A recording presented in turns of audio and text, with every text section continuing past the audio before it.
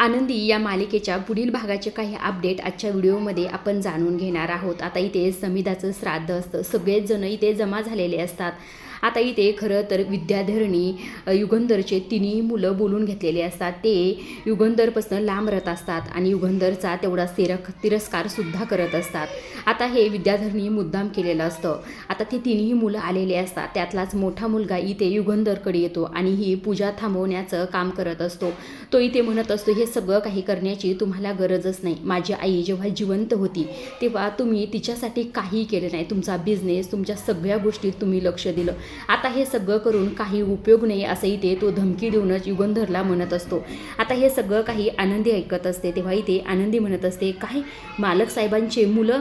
आता हे ऐकल्यानंतर इकडनं विद्याधर येतो आणि म्हणत असतो, हो, एक नाही 3 मुलं आहेत तुझ्या मालक साहेबांना आणि ते सुद्धा तुझ्या वयापेक्षा मोठे।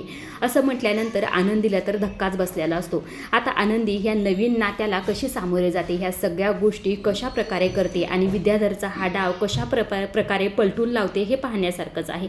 अशा डेली मालिकेचे अपडेट जर जाणून घ्यायचे असतात आपल्या चॅनलला जरूर सबस्क्राईब करा आणि हा व्हिडिओ कसा वाटला हे कमेंट करून सांगायला सुद्धा विसरू नका। धन्यवाद।